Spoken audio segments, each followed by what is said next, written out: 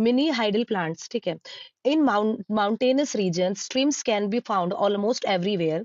A large percentage of such streams are pre Enel mini hydel plants use the energy of such streams to move all turbines. The turbines generate electricity which can be used locally. ठीक है, यानी कि देखो जैसे यहाँ पे आपने देखा होगा पिक्चर में, यहाँ पे ये बना हुआ है, राइट। ऐसे करके हम ये जो मिनी टाइडल प्लांट्स हैं, ये देखो ना पानी को ये लोग रोक रहे हैं। फिर जब पानी का फ्लो इससे इतने स्पीड से आ रहा है, यही स्पीड से ना वहाँ पे टरबाइन्स लगे होते हैं, वो टरबाइन्स घूमते हैं और घूम के क्या जनरेट करते हैं, बिजली जनरेट करते हैं। इतना क्लियर है? ओके फाइन, दोबारा से बताती हूँ। ये जो पानी नीचे गिर रहा है, बहुत स्पीड से गिर रहा है। इस पानी के ना अंदर अंदर ही जो वहाँ पे जो एक लाइक पंखे की तरह एक चीज लगा देते हैं, टरबाइन मशीन लगा देते हैं। ओके, तो जब ये पानी बहुत स्पीड से नीचे गिरता है ना, तो वो टरबाइन मशीन भी, जो उसकी जो पंखुड़ियां होती है, वो भी बहुत स्पीड से लाइक घूमती हैं। और जब वो घूमती है तो वो जैसे विंड एनर्जी में जैसे एनर्जी जनरेट होता है, वैसे ही उस टरबाइन की पंखुड़ियों के घूमने से एक एनर्जी जनरेट होती है, जिसको हम इलेक्ट्रिसिटी में कन्वर्ट करते हैं। क्लियर है ये? क्लियर है बच्चा? ओके, सो नाउ क्या बच्चा? हम्म। मतलब मिनी हाइडल प्लांट्स का मतलब ये है कि इनको छोटे, जैसे कि मान लो जो माउंटेन्स वाले इलाके हो गए, ठीक है, वहां पे क्या है, बहुत सारा झरना है, राइट। तो वहां पे हमें ना डैम वैम बनाने की जरूरत नहीं है।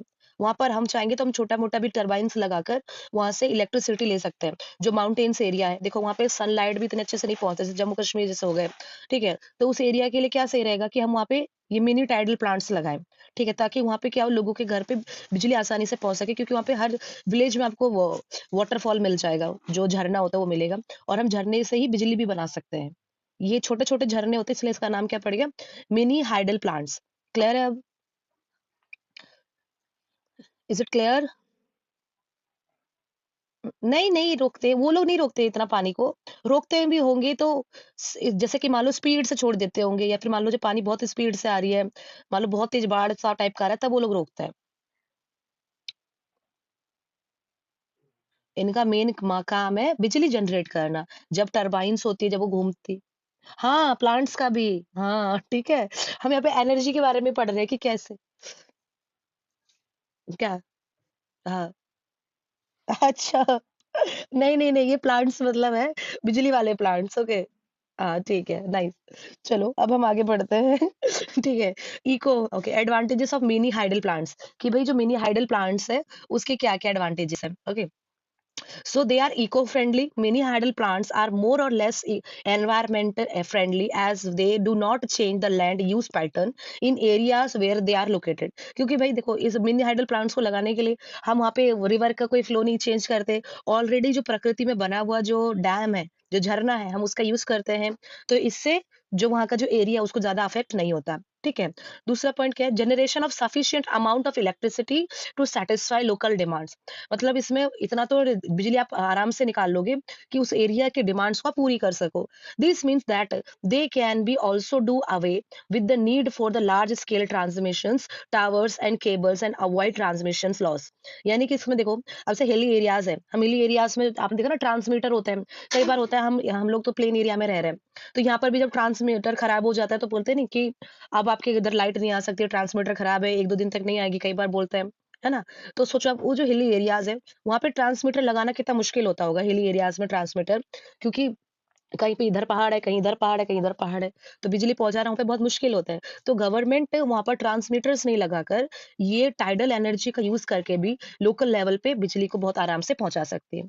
ये चीज़ क्लियर है बच्चा आपको? और कई बार आपने देखा होगा ना, बहुत सारे लोगों की ट्रांसमीटर की तार इधर-उधर गिर जाती है, उससे डेथ भी हो जाता है, राइट? बिजली से। हिली एरियाज़ में तो बारिश भी आते रहते हैं, ओले पड़ते रहते हैं, तो उससे वहाँ का लाइक लाइफ को भी बहुत दिक्कत हो सकता है अगर हम वहाँ पे ट्रांसमीटर लगाते हैं तो। तो उस जैसे जगह के लिए लोकल टाइडल ये जो है ना हमारा मिनी टाइडल प्लांट्स बहुत अच्छा है। ये चीज़ क्लियर है आपको?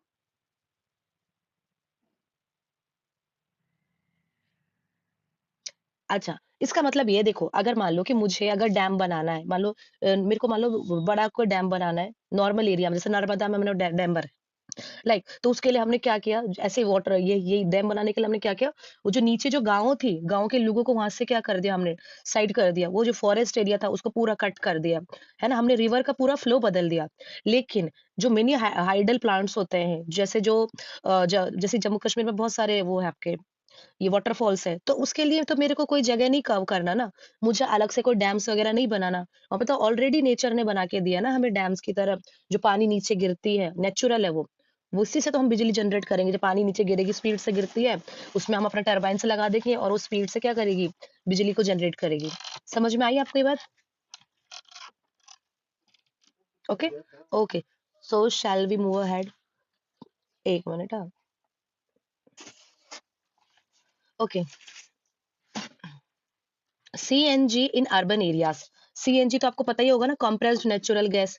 ठीक है, इसको हिंदी में कहते हैं हम संपीड़ित प्राकृतिक गैस इन अर्बन एरियाज। जैसे कि जितने भी ऑटो हो गए, है ना, ये सब किसके चलते हैं, ऑटोमोबाइल्स, जो येलो वाला जो रिक्शा होता है, वो सब इसी के चलते हैं, सीएनजी। और जैसे वैगनार जैसी जो कार है, वो भी सीएनजी से ही चलती है। In big cities in India like Delhi, the use of compressed natural gas as a fuel in public transport system has significantly lowered air pollution and the air has become cleaner। ठीक है, due to the use of CNG, जो हमारी air pollution है वो भी क्या हुई है, काफी कम हुई है।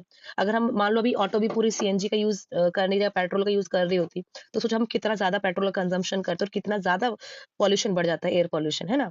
अभी जो नई बुक्स आएंगे ना, वहाँ पे सीएनजी के साथ साथ ई रिक्शा वाला कॉन्सेप्ट भी आएगा, कि ड्यू टू ई रिक्शा भी हमने जो पब्लिक ट्रांसपोर्ट में ऐड किया, इलेक्ट्रिसिटी जो हमारी इलेक्ट्रिक बसें हो गई उनको ऐड किया, इसके वजह से भी क्या हो रहा है, हमने बहुत ज्यादा एयर पॉल्यूशन को कम किया, राइट? एयर पॉल्यूशन को बढ़ने से। इतना क्लियर है? 10 मिनट रुक जाओ बस आप। ठीक है। Sorry, stimulating public mode of transportations may lead to promoting sustainable development, explain with the valid argument। Okay, तो इसमें पूछ रही है, हमसे क्वेश्चन पूछ रहा है भाई, कि जो पब्लिक ट्रांसपोर्टेशन है, ठीक है, कैसे करके इसको सस्टेनेबल तरीके से बढ़ाया जाए, इसके ऊपर अपना एक्सप्लेन करो। आपको मतलब आपसे पूछ रहा है सिंपल, क्या क्या हमें पब्लिक ट्रांसपोर्ट को सस्टेनेबल बनाना चाहिए, हाँ या ना? तो जैसे कि आप अभी देख रहे हो, अभी की जो गवर्नमेंट है, वो क्या कर रही है, अगर नहीं, एम ऑडिबल? अगर नहीं, ओके, ओके, ओके। तो अभी की जो गवर्नमेंट है ना, वो क्या कर रही है, आपने देखा होगा बहुत सारी ब्लू कलर की बसेस आ गई, वो जितनी भी बसें हैं वो सारी इलेक्ट्रिक बसेस हैं। तो गवर्नमेंट क्या करे, इलेक्ट्रिक बसेस को लेकर आ रही है पब्लिक ट्रांसपोर्ट में, ठीक है? आप अगर इलेक्ट्रिक व्हीकल्स खरीदते हो तो उस पे भी आपको बहुत सारा डिस्काउंट मिलता है, गवर्नमेंट उस पे भी आपको बहुत सारी सब्सिडीज देती है, ठीक है? चाहे वो स्कूटी हो, चाहे बाइक हो, चाहे कार हो, चाहे रिक्शा हो। तो और आपने देखा होगा आजकल ऑटो भी है, ब्लू कलर की ऑटो भी निकल गई है, इलेक्ट्रिक वो भी क्या है, व्हीकल है। और जैसे गैस स्टेशन होते हैं, पेट्रोल पंप के स्टेशन होते हैं, वैसे ही चार्जिंग के लिए भी स्टेशंस बना दिए गए हैं अभी दिल्ली में बहुत सारी जगह। तो इससे क्या होगा, हम लोग धीरे-धीरे सस्टेनेबल तरीके से अपना लाइफ को चेंज करेंगे और जो एयर पॉल्यूशन है उसको भी धीरे-धीरे कम करेंगे। ये क्लियर है बच्चा? तो देखो, when people use public mode of transportation the number of vehicles on roads may be significantly reduced. और दूसरी बात ये, अगर हम ज्यादा से ज्यादा पब्लिक ट्रांसपोर्ट का यूज करेंगे, जैसे कि मान लो मुझे यहाँ से नॉर्थ कैंपस जाना है, ठीक है, I have two options, I can go through my scooty and I can go bye my like metro. तो फिर अगर मैं मेट्रो चूज करती हूँ, तो जो स्कूटी पे जो लगने वाला जो पेट्रोल था, खर्च होने वाला, खत्म होने वाला, तो पेट्रोल बच जाएगा, राइट? और मैं अगर मेट्रो से जाती हूँ, तो उससे क्या होगा, पॉल्यूशन भी कम होगा, और दूसरा सड़क में रश भी कम होगा, तीसरा एक्सीडेंट का जो एक चांस होता है वो भी क्या होगा, कम होगा। दिस में रिड्यूस। भाई मैं भी क्लास ले रही हूँ उधर। ओके, सॉरी है बच्चे, थोड़ा मैं भी घर पे हूँ, आई एम रियली सॉरी, आज मेरे पापा की छुट्टी है। ओके, पापा, सब रिकॉर्ड हो रहा है, ये मैं ऑनलाइन क्लास ले रही हूँ अभी। ठीक है, देखो बेटा, दिस में reduce air and noise pollution, it में economise the use of resources leading to promotion of sustainable development. ठीक है, तो इससे क्या होगा, देखो, अगर हम पब्लिक ट्रांसपोर्ट का ज़्यादा से ज़्यादा यूज़ करेंगे, ठीक है, तो इससे क्या होगा, हम लोगों की इकोनॉमी भी सुधरेगी, हम लोगों का जो रिसोर्सेज के ऊपर जो बहुत ज़्यादा एक बर्डन है वो भी कम होगा, राइट? और जो पॉल्यूशन भी कम होगा, एक्सीडेंट के चांसेस भी क्या होंगे, कम होंगे, क्योंकि सड़क में व्हीकल्स कम चलेंगे, राइट? क्लियर है इतना आपको? तो ये कुछ पॉइंट्स हो गए। अब चलते हैं एलपीजी, गोबर गैस इन रूरल एरियाज। ये जो हमारे घर में जो सिलेंडर आती है, ये भी क्या है, एलपीजी है, ठीक है, liquid petroleum gas. Okay, house holds in rural area generally use conventional fuels. Conventional fuels कौन से हो गए? जैसे कि जो खेतों के जो वेस्ट हो गए, है ना? जो भूसी होती है, जैसे धान को काट के धान में से लाइक जो धान को काटते हैं, धान अलग कर देते हैं और भूसा बच जाता है। उसको भी गाँव में लोग यूज़ करते हैं, ठीक है? As a fuel. और जो एग्रीकल्चर वेस्ट हो गया, ड्राई डंग हो गया, जो गाय का जो गोबर होता है, उसके उपले बनाया जाता है। फायरवुड हो गया, लकड़ियाँ हो गई, ठीक है? कोल हो गए, कोयले का इन सब चीज़ों का क्या करता है वो यूज़ करते हैं अपने डेली लाइफ में खाना बनाने के लिए। ठीक है? This practice has several adverse implications like deforestation. देखो, अगर वो जंगल से लकड़ियाँ लाएँगे तो लकड़ी तो ऐसे ही नीचे गिरी नहीं होगी ना सारी, पेड़ तो काटनी पड़ेगी, तो उससे डिफॉरेस्टेशन होगा, ठीक है? उसके बाद रिडक्शन इन ग्रीन कवर, इससे क्या होगा जितना ज़्यादा पेड़ काटेंगे, फॉरेस्ट एरिया भी कम हो जाएगा, ठीक है? और वेस्टेज ऑफ कैटल डंग, और जब जितना था वो कैटल डंग का यूज़ करेंगे, तो जब हम कैटल डंग को जलाते हैं, जब हम गाय के गोबर को जलाते हैं, तो उससे एक मीथेन गैस प्रोड्यूस होता है, ठीक है? तो वो भी क्या करती है, वो भी ग्रीन हाउस गैस है, जो कि एटमॉस्फेयर को अफेक्ट करती है। तो इससे एयर पॉल्यूशन बढ़ता है। To rectifying the situation, subsidies, ठीक है, सब्सिडाइज़्ड, तो इसीलिए आपने देखा होगा मतलब गवर्नमेंट ने पहले गवर्नमेंट क्या करती थी लाइक जो बिलो पॉवर्टी लाइन के होते थे या फिर जो ज्यादातर जो जितने भी मिडिल क्लास के लोग होते थे उनको गवर्नमेंट क्या करती थी जैसे गैस देती थी। मान लो गैस का प्राइस है 3000, ठीक है? वैसे तो रियल प्राइस इतना होता है, लेकिन गवर्नमेंट उस पे सब्सिडी काट के हमको 1000 रुपीज में देती है।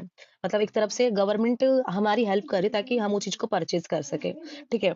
तो पहले गवर्नमेंट क्या करती थी ना, अगर मान लो गैस की प्राइस 800 है, अभी से 2 साल पहले, तो हमने लाइक सिलेंडर वाले को 800 दिया, है ना? तो फिर गवर्नमेंट क्या करती थी, जो मदर्स होती थी, जितनी भी माँ लोगों ने जो जनधन खाता अपना अकाउंट खोला था, उन सबके अकाउंट में गवर्नमेंट 300 वापस रिफंड कर देती थी, ताकि वो एक तरफ से लोगों को क्या कर सके, मोटिवेट कर सके कि भाई आप क्या यूज़ करो, ये एलपीजी का यूज़ करो, ठीक है? ताकि आपकी हेल्थ क्या है अच्छी रहे। क्योंकि बेटा जो गाँव में जब लेडी अभी देखो गाँव में भी जो उज्ज्वला योजना है, पहले गवर्नमेंट एक उज्ज्वला योजना लेकर आई थी, उसके बाद फिर गवर्नमेंट उज्ज्वला 2.0 लेकर आई। पहले जो शहर थे वहाँ पे गैस सिलेंडर्स को लेके भी अवेयर किया गया, सब लोगों को यूज़ करना सिखाया गया। अभी जो गाँव विलेज एरिया, रिमोट एरिया है, वहाँ पर भी जो महिलाओं को फ्री में सिलेंडर्स बाँटे गए, ठीक है? ताकि वो भी थोड़ा इनका यूज़ करना सीखें। क्योंकि जो वो लोग जब वो फ्यूल्स जो यूज़ करते थे, कोल का और लकड़ियों का, तो उनसे क्या होता था, बहुत ज़्यादा वो एशेज़ निकलते थे, धुआँ निकलता था, जो कि सीधा उनके लंग्स में जाता था, उनकी आँखों को इफ़ेक्ट करता था। ठीक है? तो इससे उनकी जो हेल्थ होती थी बहुत ज़्यादा खराब हो जाती थी। ऑलरेडी जो आप जानते हो कि हमारी जो सोसाइटी में महिलाओं को इतना अच्छा न्यूट्रिशन नहीं मिल पाता है। लाइक वो ऐसी एनीमिया से पीड़ित रहती है, और जब वो इतना ज़्यादा जब संघर्ष करती है खाना-पीना बनाने में, तो उनका और ज़्यादा तबीयत खराब हो जाता है। तो इस चीज़ को भी ठीक करने के लिए गवर्नमेंट ने ये एलपीजी इनिशिएटिव लिया। तो इससे एलपीजी से क्या हुआ, जो उज्ज्वला योजना आया, उससे देखो महिलाओं की तबीयत भी सही रहने लगी, क्योंकि भैया आराम से सिलेंडर में गैस में खाना बना रही हैं। लाइक लकड़ी-वकड़ी नहीं जलाना, तो फिर जो डिफॉरेस्टेशन भी नहीं होगा, और आपका जो धुआँ वगैरह नहीं हो रहा है, तो फिर जो एटमॉस्फेयर है वो भी पॉल्यूटेड नहीं होगा और हेल्थ भी सही रहेगा। तो ये सारे कुछ पॉइंट्स हैं जो कि बेनिफिट्स के पॉइंट्स थे, इसलिए गवर्नमेंट अपनी तरफ से इनिशिएटिव्स लेती है। ठीक है?